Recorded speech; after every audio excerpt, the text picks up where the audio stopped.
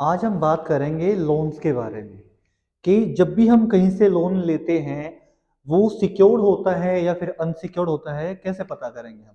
अगर हम बात करते हैं भाई सिक्योर्ड बेटर है या फिर अनसिक्योर्ड बेटर है, क्या क्या प्रोसीजर रहता है लोन का, कौन सा लोन हमें लेना चाहिए, अगर कोई कहे सिक्योर्ड लोन लेना चाहिए फिर अनसिक्योर्ड, कौन सा बेटर रहता है, इंटरेस्ट रेट क्या रहता है, जो इंटरेस्ट रेट आपका होता है वो सिक्योर्ड में ज्यादा होता है फिर अनसिक्योर्ड में ज्यादा होता है। जितने भी क्वेश्चंस आपके हैं सिक्योर्ड और अनसिक्योर्ड लोन को लेके सारे आज आपके क्लियर हो जाएंगे।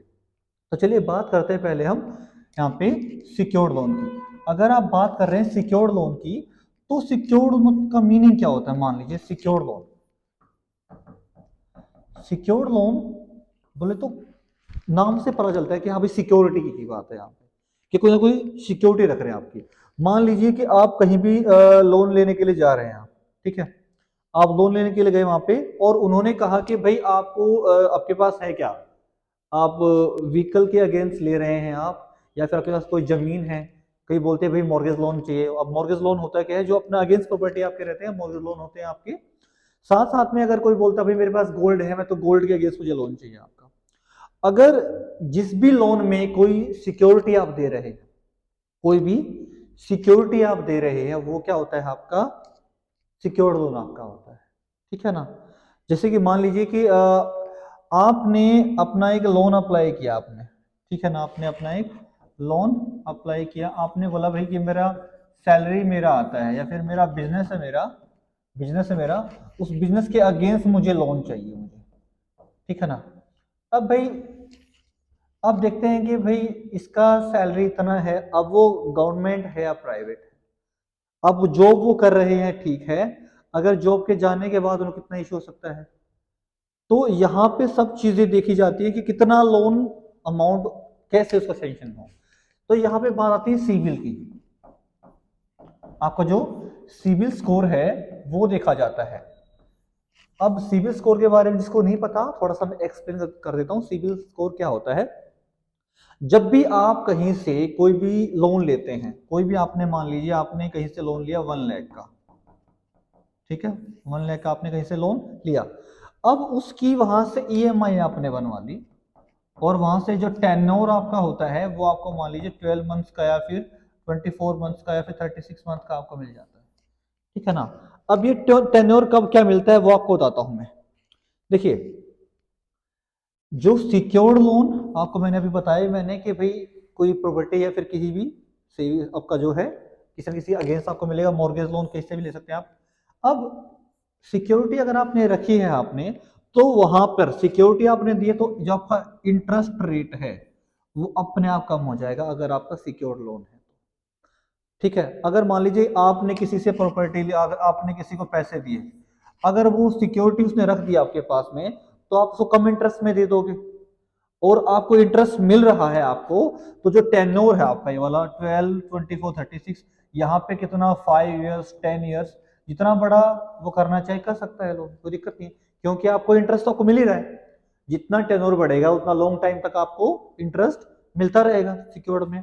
अब यहाँ पे आपने जो 1 लाख के लोन की हमने यहाँ बात की है भाई, ये आपका सिबिल पे कैसे बेस करता है वो बता देता हूँ मैं। पहली बार आपने लोन लिया, आप क्या मान लीजिए टेनोर आपका हो गया यहाँ पे 36 मंथ का आपने टेनोर ले लिया, आपने यहाँ पे आपने स्टार्टिंग के 24 मंथ्स तो आपने अच्छे से आपने पे किया। लास्ट ईयर में आपने आके 2 या फिर 3 ईएमआई बाउंस कर दी। उसके बाद आपने चाहे अमाउंट वो इकट्ठा पे कर दिया, पर जो आपने यहाँ पे ईएमआई बाउंस की है वो आपके रिकॉर्ड में रहेगा कि आपने वो ईएमआई वहां से बाउंस की है। ठीक है।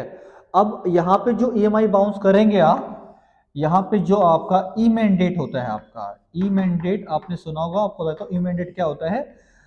कभी भी आप लोन लेते हैं तो कई लोग करते हैं क्या है कि भाई मेरी जो किस्त है, मेरी जो ईएमआई है मेरे अकाउंट से नहीं कटी है, तो वो कैश जमा कराने की सोचते हैं।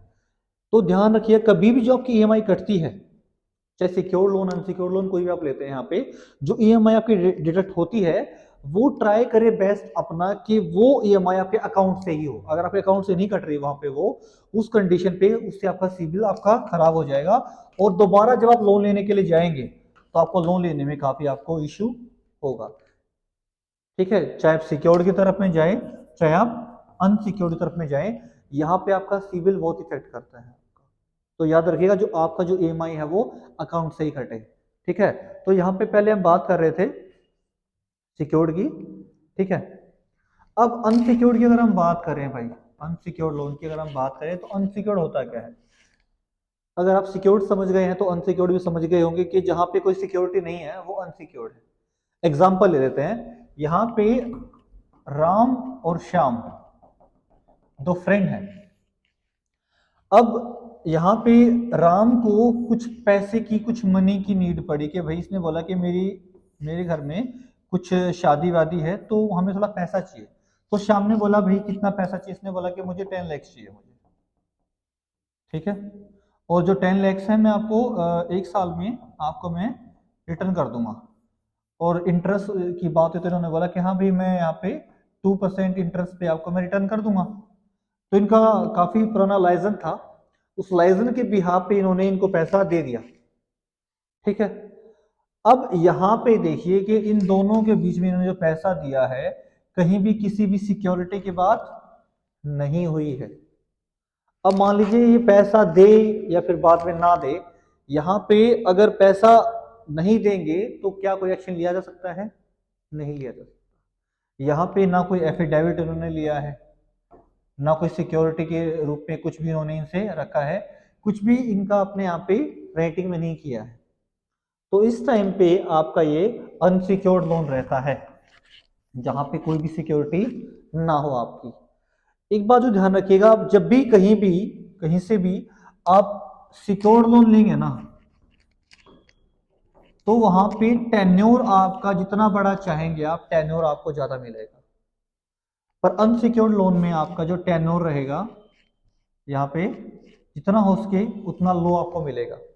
अगर यहाँ पे आपको 10 ईयर्स मिल रहा है तो यहाँ पे आपको मैक्स मैक्स 2 से 3 ईयर्स आपको यहाँ से टेन्योर मिलेगा, क्योंकि उनको ये पता है कि हाँ भाई ये लोन हमारा अनसिक्योर्ड है, पैसा रिस्क है, इसमें पैसे का रिस्क है, इसमें रिस्क फ्री है।